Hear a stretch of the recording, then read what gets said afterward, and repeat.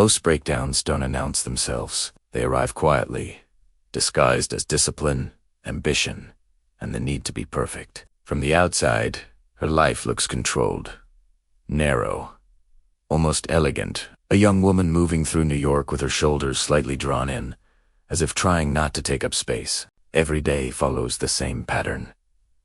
The apartment she shares with her mother, the rehearsal studios, the mirrored rooms where bodies are measured and corrected. Nothing chaotic, nothing visibly wrong. And yet, something feels tight. Not dramatic, just tense in a way that never quite relaxes. Nina lives inside rules. Some are spoken, most are not. Her body knows them by heart. How high to lift a leg, how long to hold a pose, how to breathe without sounding desperate. Ballet has taught her that pain is private and control is everything. It has also taught her that love is conditional, earned through precision, through obedience, through silence. She is good at this life. That's the problem. In the company, perfection is not celebrated. It's expected. And Nina wants more than approval. She wants to disappear into the role completely, to become something flawless enough that no one can question her place. When the director announces a new production of Swan Lake, it lands like a quiet earthquake. One role, two faces, innocence and desire, restraint and abandon. The white swan comes easily to her. Eat always. Eat. But the black swan, that is something else. At first, Nina believes this is a technical challenge, a matter of effort. If she works harder, if she tightens her control, if she listens more carefully, she can earn it. That belief is comforting. It suggests the world is fair. That discipline always leads to reward. Yet around her, other dancers move differently. Freely. Carelessly. Almost. Lily especially. Unsettles her not because she is better, but because she is relaxed. Her movements aren't cleaner. They're looser. Less afraid. She doesn't seem to ask permission from the mirror. Nina notices this before she understands it. A slow realization. An unease that one tenemmates self. The director watches her closely. He doesn't praise her control. He challenges it. He pushes where she has learned to lock herself down. Tells her she's perfect, but empty. That she dances as if she's afraid of herself. His words don't sound cruel. They sound accurate, and that makes them dangerous. Because once a fear is named, it becomes harder to ignore. At home, Nina's mother hovers attentive, affectionate, suffocating. A former dancer who never quite escaped the stage herself. Their apartment feels preserved in time. Pinks and creams, childhood trophies, locked drawers.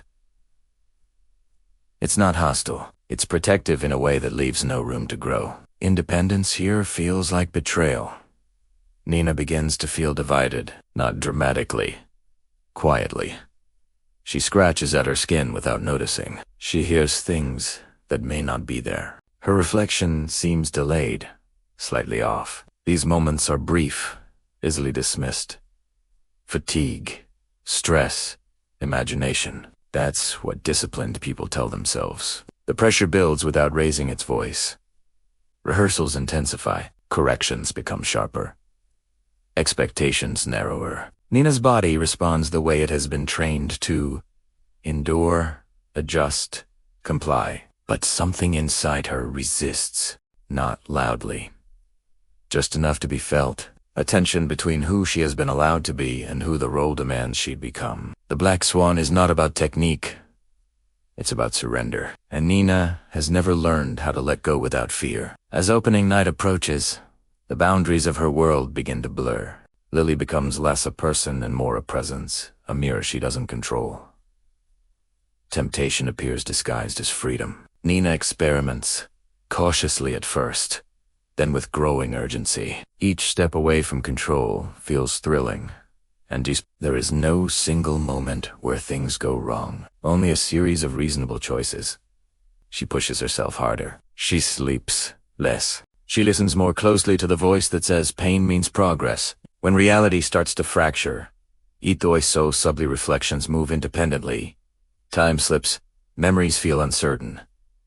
The mind, under pressure, becomes unreliable, and Nina has nowhere to step back to. Her identity has always been defined by performance. At the midpoint, something shifts, not externally, but internally. She realizes the role isn't asking her to act differently. It's asking her to become someone else. This isn't a story about ambition alone. It's about the cost of a self built entirely on approval. By the time opening night arrives, Nina is no longer trying to balance control and freedom. She has chosen, or believes she has.